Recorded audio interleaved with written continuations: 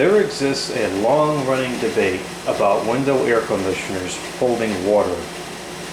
Many machines designed over the last several decades are designed to hold the condensation the machine produces during operation in the base fan. And the theory is the fan, the condenser fan, will sling the water onto the condenser coil, providing additional cooling beyond just from the airflow of the fan, and this is said to increase the efficiency of the machine. That's a reasonable claim. It probably does increase the efficiency to some extent because water evaporating is a very good cooling method. The question is, how much actually does it do it by, and is it worth the downfalls of this design? Myself, many other collectors and other technicians have said the design is bad. You don't want to have water inside the machine for a lot of reasons. The most common ones would be rust, having water sloshing around metal components, some places where there's dissimilar metals bound together, is a recipe for disaster in terms of rust. And it causes a lot of machines to fail simply because of rust. It allows for mold to growth. In fact, it encourages mold growth inside the unit because now it's constantly wet and damp inside. It corrodes the coils, which ruins them. It allows the coils to get dirty quicker because a wet coil with air passing through it is going to have the contaminant sticking to it more so than if it was a dry coil. And then there's the noise factor, which it's kind of annoying. You can hear this slinging the water around right now. It's making the machine a lot louder than if there was no water inside it. I've explained these things many times, and I still get the people that say, no, you need the water for the efficiency. But then, of course, nobody can ever say, well, it makes it this much more efficient or whatever about the actual flame that's being made. So I've decided to test it. This is a Frigidaire branded, pretty common unit from the 90s. This, by design, holds the water and slings it on the coil, blah, blah, blah. I drilled a drain hole in this like I do for all the machines I use in service so that the water drains out during operation as opposed to being held inside. I went outside earlier today, before doing this video, and I put a piece of tape over the hole. So now it's operating by design. It's holding all the water, and you can hear it slinging around inside. Right now it's pulling 6.46 amps, which is a little bit lower than what it was earlier this morning when I had it running without the water. I'm going to go outside in a minute and take the piece of tape off, and we're going to see how high the power consumption goes back up. Before I do that, I want to mention that having the water inside has significantly slowed down the fan. This is moving a fraction of the air that it would normally move without all that water inside. And that's very concerning to me. I wasn't really expecting it to make that much of a difference, but it did. So 6.46 amps is our number right now. I'm going to go outside and pull the plug and listen to the fan speed go back up.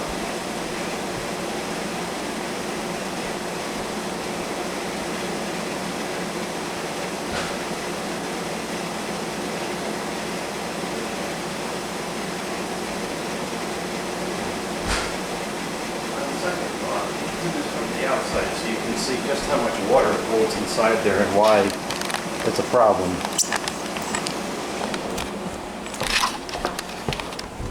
Hopefully we'll still be able to hear the difference in the fan, I don't know.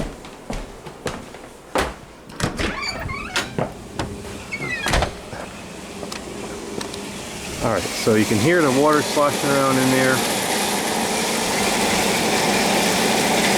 There's a lot less airflow than there normally is. I'm not sure if that's because the fan speed, because the coil's wet, or both. This is the factory drain hole. When this fills up, it'll overflow out over to here. So it always holds some water. This is my drain hole.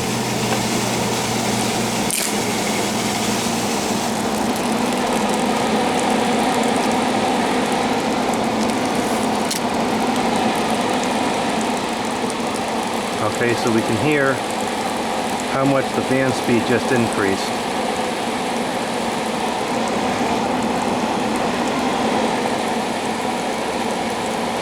And see all this rust and corrosion on the bottom? This is all from having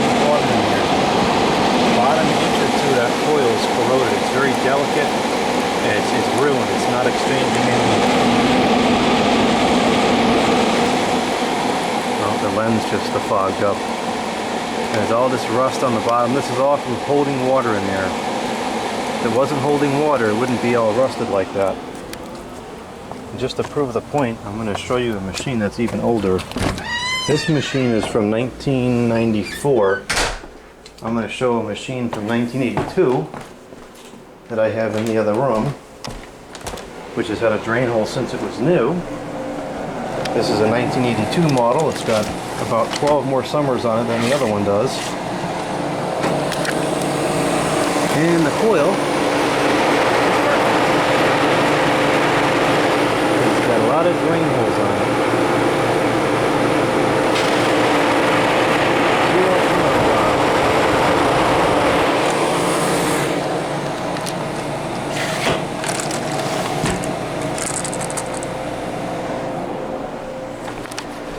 So let's go back in here now.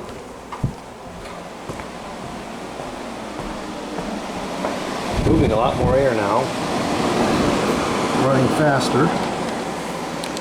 And the power draw has gone up from 6.46 to 6.7. And we need to give it a lot more time because the coil needs to dry out, stop doing any of the evaporating process, and then we'll be able to get an accurate comparison. Now the machine is only rated for 7.5 amps, so I don't think so that it's ever going to go up much higher than it is right now. But it is pretty hot out, it's 86. So it is conceivable that it would draw a little bit over 7 amps today, you know, close to what it's rated for. It's gone up to 6.82, and what we're seeing is the coil drying out and less of this evaporation taking place. So we have already proven that it is true that the water slinging around inside the machine, we're about to hit 6.9. It is true that the water slinging around inside the machine does increase the efficiency of the condenser. The problem is all the reasons I've explained before: the rust, the corrosion, the dirt, the mold, the noise, all that, to me, and the longevity of the machine, that having the water in there is going to really decrease the longevity of the machine substantially. All those things, are they worth 0.2 or 0.3 amps of electricity? As of now, we're looking at, without calculating it down to the exact number, what is that, like, it's like 8 or 10% efficiency. It's not much. It's 6 amps or 7 amps is a pretty small amount of electricity to begin with, so you're saving a small amount of a small amount. It's not worth all the damage it does over time. I'm going to leave this on. I'm not going to cut the video. I'm going to let it just be, because oh, you cut the video, you did something to it. Nope, I'm not going to edit the video at all. I'm just going to let it run like this. You can see the meter, you can see the machine. I'm not touching it. It run like this. I gotta go do some work on the computer. We'll come back in like 15 minutes. That should probably be enough time for the coil to fully dry out with how hot it is today. And we'll see what the power consumption's like. I'm gonna turn the lights off though. It's hot.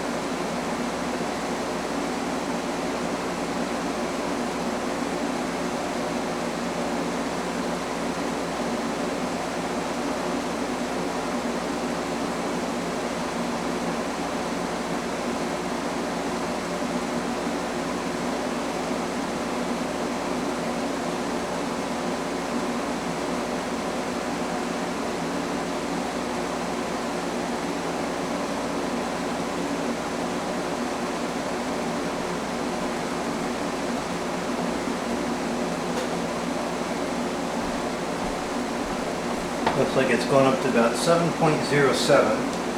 It's still not a very significant difference. I'll give it some more time.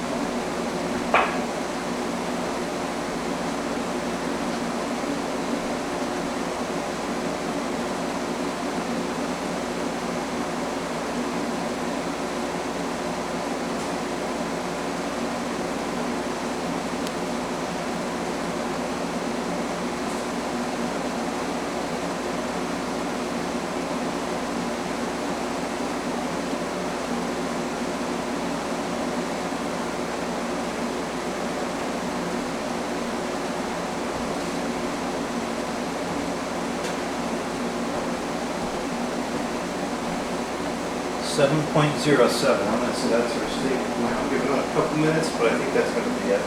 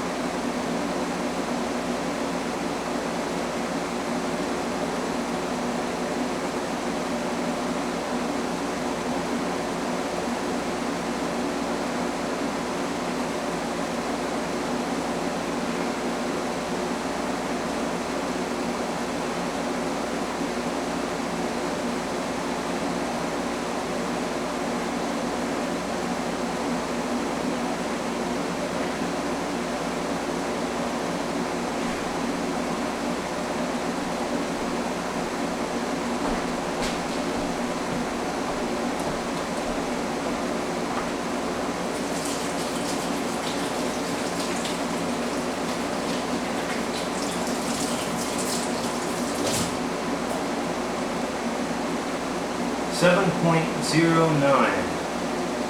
So it's not climbing very much at all anymore. So we'll say that we'll just go with 7.1. So it was I think it was 6.6 before, or 6.5, something like that, 7.1. So it's a pretty small number. It's a small number of an already pretty small number. Now back down to 7.07. So it's definitely stabilized.